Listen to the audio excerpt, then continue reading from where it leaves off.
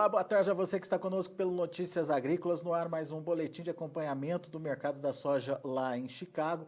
Um dia positivo, ganhos relativamente pequenos aí. Hoje foi dia de relatório do USDA. A expectativa era boa, principalmente para entender o que o USDA poderia trazer de novidade em relação ao tamanho de estoque nos Estados Unidos e a finalização da safra deles, dessa safra que está vigorando nesse momento. No entanto, o relatório praticamente não trouxe surpresa nenhuma. Pelo contrário, os números foram muito parecidos com o relatório do mês passado.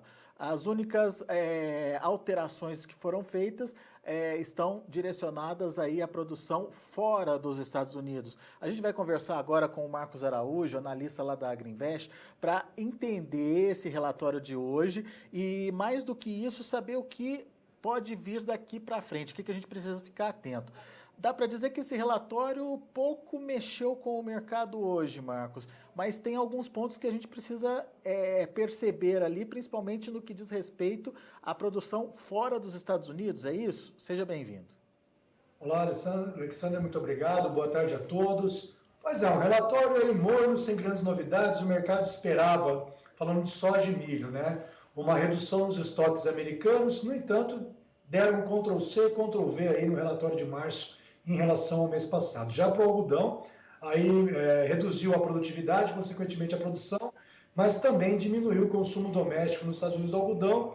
O reflexo disso, os estoques de algodão maior do que o esperado, o algodão caindo aí mais de 400 pontos nesse momento em Nova York, uma queda aí uma queda em torno de 4,6%.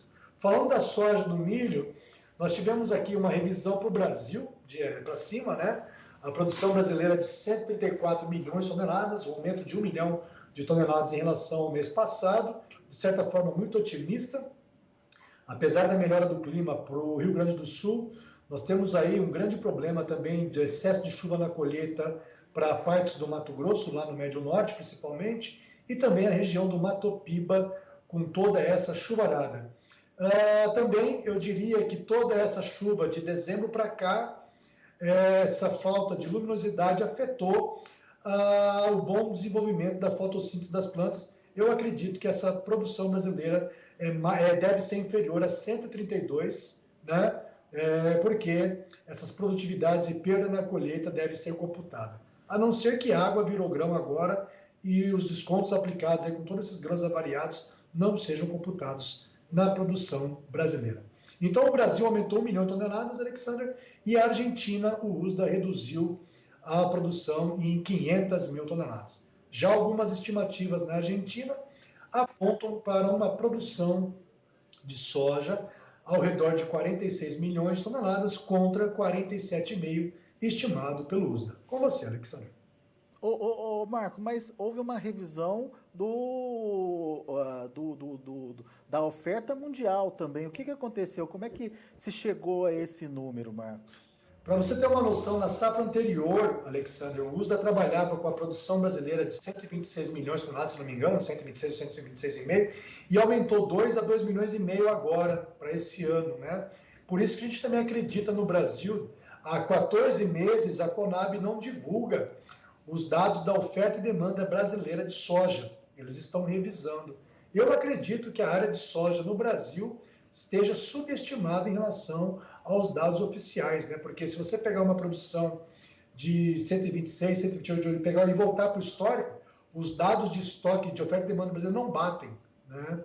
Então é cenário que a gente deve ter uma área maior do que estimado. Ou a produtividade brasileira vai ser tão superior assim aos outros países, mas não é para tanto também que a produtividade justifique, a produtividade média nacional justifique todo esse aumento que deve ter na produção no Brasil. Mas, dito isso, então, tivemos essa revisão do Brasil, tá? No ano passado, na safra anterior, que consequentemente aumentou os estoques iniciais para a temporada 2021, mas na nossa preocupação aqui na Agrinvest, o ponto de destaque ainda é a possível redução de demanda pela China, que não foi mensurado ainda, talvez estejamos cedo, né? As possibilidades dessa nova dispersão de zoonoses na China, novamente, peste suína, porcina e até mesmo a doença da orelha azul voltando em cena nos rebanhos de suínos na China, Alex. Então a gente tem 2 pontos para revisão no próximo relatório, ou pelo menos para perceber se o USDA vai revisar no próximo relatório, que é a questão da produção no Brasil, que pelo que a gente está acompanhando e você mesmo colocou aí, pode estar superestimada, né, pelo USDA, e a questão da demanda chinesa que não foi revista nesse momento. Quando você fala da demanda chinesa, Marcos, e principalmente com a preocupação de um arrefecimento dessa demanda, por quê? O que está acontecendo de fato e na prática?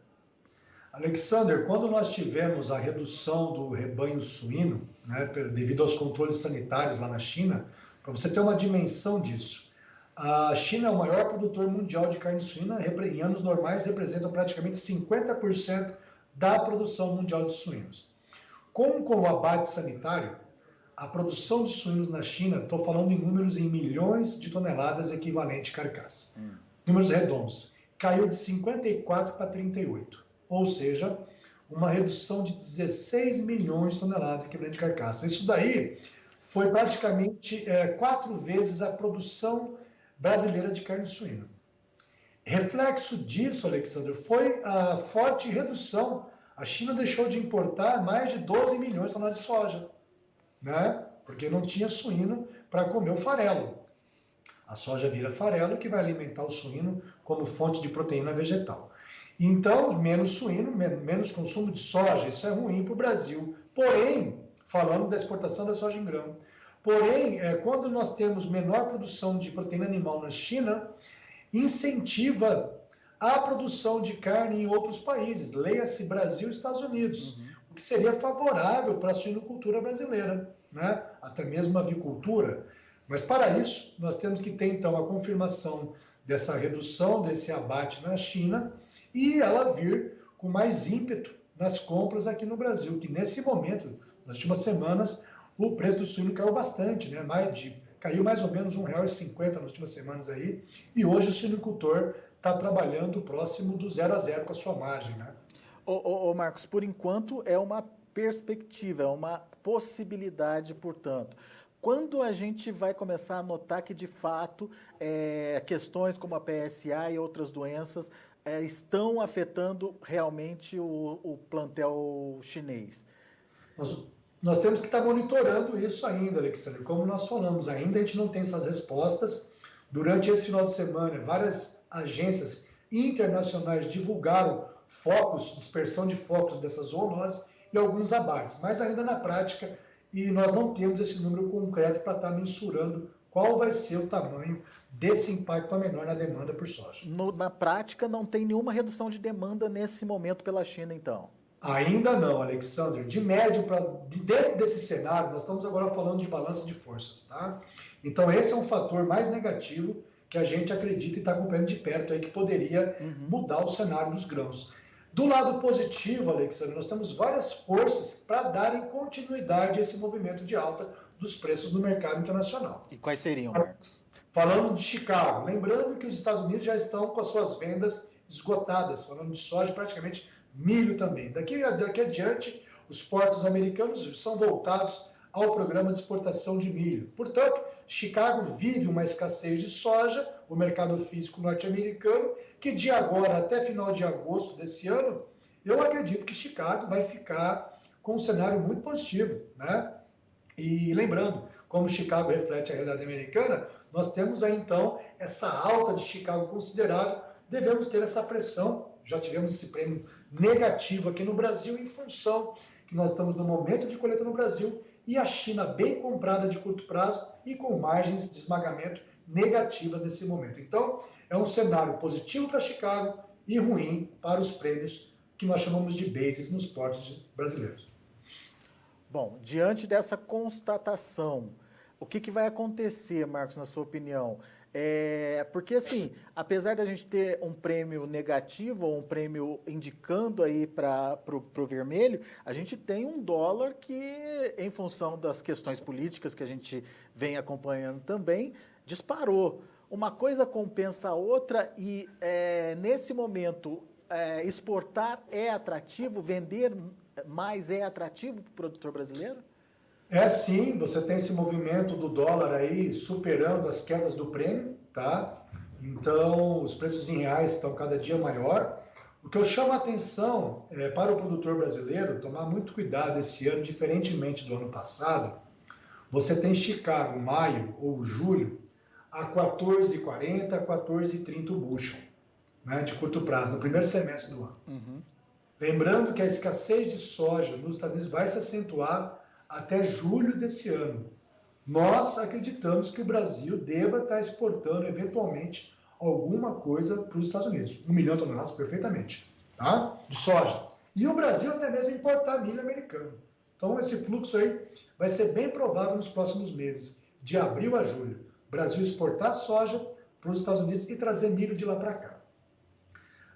Dito isso, você tem, por exemplo, Chicago para novembro a 12,60. É praticamente $1,80, $2 por bushel, a curva invertida. Uhum. Tá? Historicamente, se você pegar o prêmio da soja no interior do Brasil, ao longo do segundo semestre, algumas regiões ele tem um movimento de alta de $1 por bushel.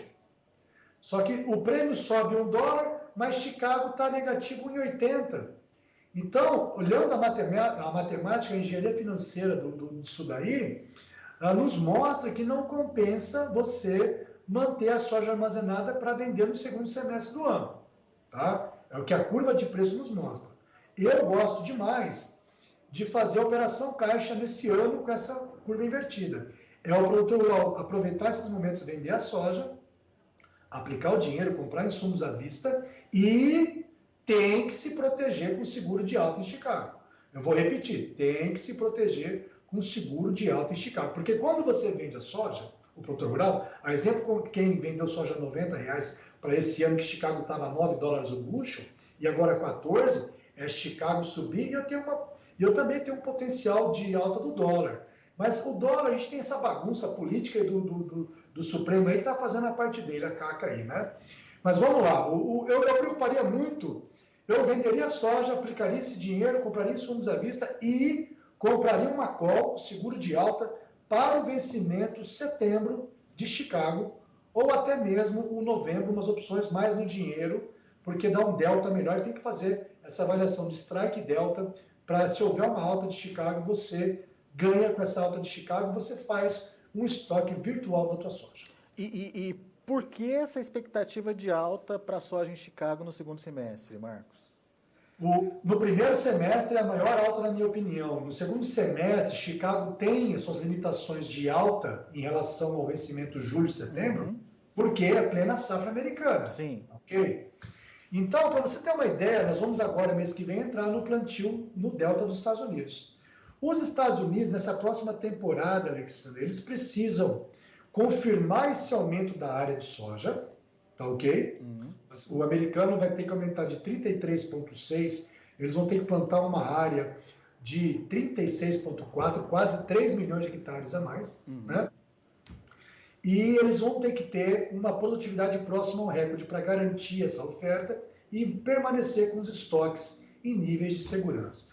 Para você ter uma ideia, se a produtividade americana derrapar 1%, o circo está armado. Então, toda essa sensibilidade de estoques menores em relação a ameaças de clima e não confirmação do aumento diário vai se traduzir em alta de preço. Então, o mercado futuro ele tem essa função de se comportar em alta para racionar a demanda, para deixar os estoques em níveis mais de segurança e incentivar aumento diário ao redor do globo. Então, eu acredito que essa curva de preço e essa escassez de soja nos Estados Unidos até agosto desse ano repercute nos preços dos vencimentos mais curtos, subindo muito mais que nos vencimentos da safra nova. Muito bem. Mas, de qualquer forma, quando você faz esse tipo de operação, você participa de uma provável alta lá na frente, certo? Exatamente, você está seguro. É a mesma coisa, o produtor que vendeu soja a 90 para fevereiro, março desse ano, né? E estava Chicago $9 o bushel, Chicago veio para 14, faltou ele fazer uma estratégia de proteger essa venda futura, comprando seguro de alta, call, opção de compra, sobre a cotação da soja lá na Bolsa de Chicago. Ô Marcos, mas como é que estão, são prêmios que a gente chama, ou o preço que se paga pelo seguro? Exatamente, Alexandre. Para você comprar essa opção, é mais ou menos igual o seguro do nosso carro. Para você fazer o seguro do teu carro, você paga no ato da compra. Normal, respondendo a pergunta, nós fazemos bons seguros de preço lá em Chicago, gastando 60, 70 centavos de dólar por saca. O ideal seria para setembro ou para novembro? Setembro ou novembro. Tá. Dessa forma, ele vende agora e participa de uma possível alta lá na frente se o mercado vier a derrapar no plantio americano. Sim, exatamente. Se Chicago ir para 15, 16, 17 dólares o bushel, ele vai ter vendido a soja no Brasil ruim, mas ele ganha toda essa alta de Chicago. Muito bem. No mercado interno, Marcos, qual que é a sua expectativa? O que a gente tem que ficar mais atento? É a prêmio? É ao dólar? É avançar com as nossas vendas? Avançar com as vendas, inclusive, da safra 22? Ou calma aí, vamos fazer essa proteção e vamos dar um passo de cada vez? Alexander, falar assim, dar uma recomendação, um tiro no escuro é fácil, eu posso queimar minha língua. Por exemplo, aquele sojicultor que deixou de vender soja pouco tempo atrás e está agora... Vamos fazer, qual moeda o produtor trabalha? Real, dólar ou saca de soja? Aquele produtor rural que vendeu a soja mais barata e fez a compra dos adubos, do MAP, por exemplo, fazia uma relação com 18 sacas de soja para 1 tonelada do MAP. Hoje, a soja subiu, é verdade, só que o MAP explodiu o preço. Hoje, essa relação de troca está em 27 sacas, na máxima histórica, Alexandre. Então, o que é a vantagem do produtor rural? Vender soja agora cara e comprar o fertilizante caríssimo? Então, nós temos que estar avaliando, se eu fizer uma venda futura da minha soja 2022 e eu estou comprando aquele meu adubo com uma baita relação de troca, será que isso é mau negócio? Para você ter uma ideia, nos nossos números aqui na AgriInvest, deixa eu responder você então agora, nós temos aqui uma ferramenta que chama-se ProMarket, que é a rentabilidade das culturas, soja, milho, algodão, tá ok? Em tempo real. Respondendo a tua pergunta, então, eu vou pegar uma soja para 2022. Por exemplo, em Sorriso, no Mato Grosso. Nós estamos estimando um custo de R$ 4.365 por hectare, para o proprietário da terra, tá bom? Já contabilizando a alta dos insumos. Já, os custos em dólares, tá? E a gente daí converte com dólar futuro, tá ok? Respondendo a tua pergunta, então, a nossa previsão orçamentária para a safra 21-22, nós estamos aqui colocando o adubo, o MAP, colocando 100 pontos de fósforo e potássio, gastando $202 por hectare, tá ok?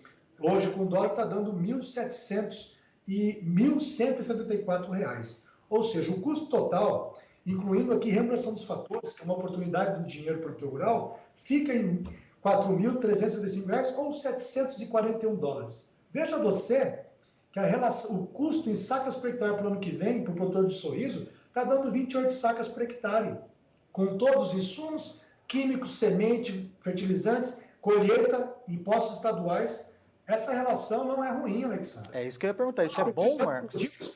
Só que o preço da soja também está muito bom. Uhum.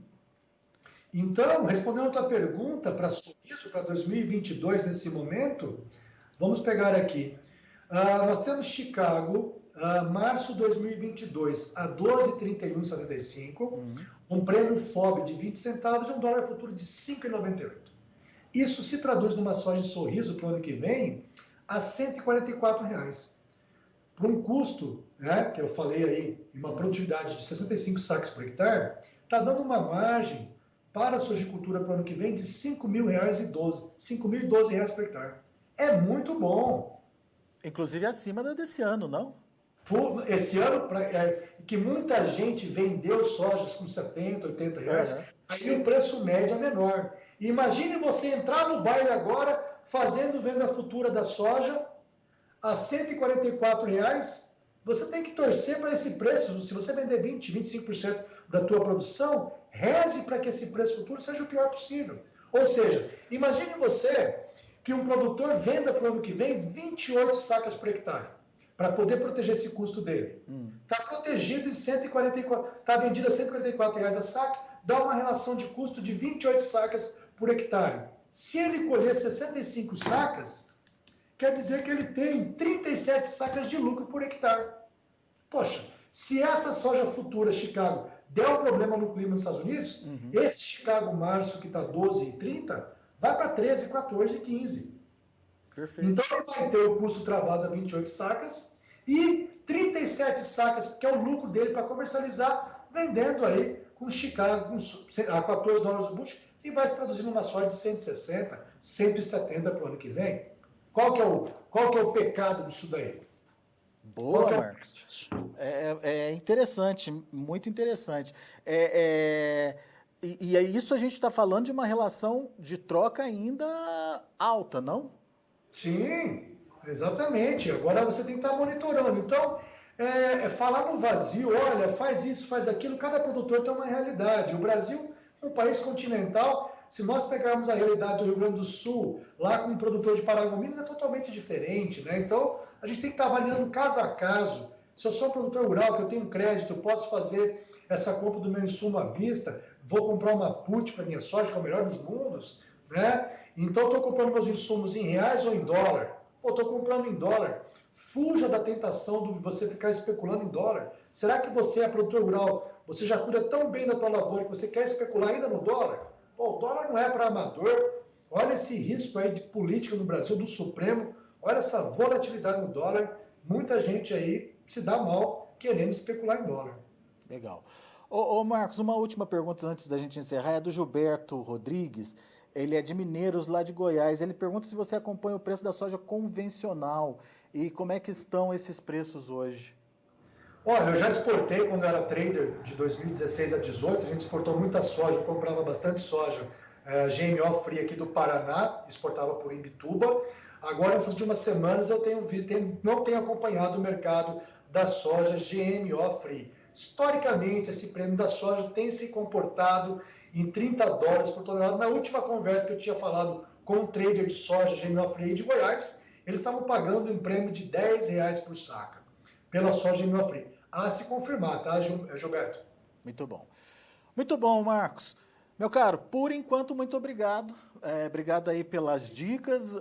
O produtor fique atento, então, a essas possibilidades. Essa safra faça a proteção, venda agora, mas se proteja, porque Operação caixa agora para 2021, com a soja disponível. Isso, porque lá no momento da colheita dos Estados Unidos, os preços podem inverter. E para a safra 22 é um bom momento, principalmente quando você faz essa relação com o seu custo e as sacas de soja que você vai produzir. Então tem aí uma condição bastante interessante de negociação também. Exatamente. Chegou mais uma pergunta, o José Oliveira, de Garça, São Paulo. Quero fazer RED soja setembro, como eu procedo? Deve ser alguma coisa assim, Marcos. Bom, se ele vai ficar com a soja no armazém, o risco de mercado desse produtor rural é o mercado cair. O que forma o preço da soja? É o tripé da formação. Chicago, o prêmio, que nós chamamos de base, e o dólar. Portanto, se ele quer ficar com a soja armazenada, a estratégia correta para ele é comprar uma put, um seguro de baixa, uma proteção do preço mínimo de Chicago e do dólar. E aí ele corre o risco do prêmio, que naturalmente no Brasil, ao longo do segundo semestre, há uma valorização do prêmio no Brasil, localmente falando, devido à menor oferta do grão, o consumo e a exportação. Então, se ele quer ficar com a soja no armazém, a recomendação para ele é comprar put de soja e do dólar. Legal, então são duas estratégias diferentes. Se você quer ficar com a soja ou se você quer vender a soja. Para ficar com a soja é put, para vender a soja é call. Exatamente. Legal. Boa, Marcos. Obrigado, viu? Obrigado também ao José Oliveira, ao Gilberto Rodrigues, que participaram aqui com a gente enviando as suas perguntas. A gente agradece a participação do Marcos Araújo, direto lá de Curitiba, direto da Agriinvest. Um abraço para você e até a próxima, Marcos. Abraço, gente. Boas safras aí. Valeu. Tchau. Tá aí, então. Sugestões importantíssimas aí essas dadas pelo Marcos, principalmente na questão de proteção da sua atividade, do seu rendimento, do seu faturamento. Então, fique de olho e entenda melhor como funcionam esses mercados, obviamente procurando aí uma corretora idônea, uma corretora de confiança para que você possa fazer essas operações de proteção, tá bom? Bom, vamos lá.